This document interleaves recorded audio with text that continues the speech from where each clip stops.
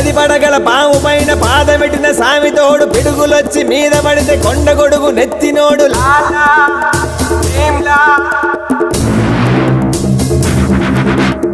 ఎద్దులొచ్చి మీద పడితే గుద్ది గుద్ది సంపినోడు ఎదురొచ్చిన పైల్వాన్ని పైకి పైకి ఇసిరినాడు లాలా భీమ్లా. లాలా భీమ్లా. అడవి పులే గొడవ పడి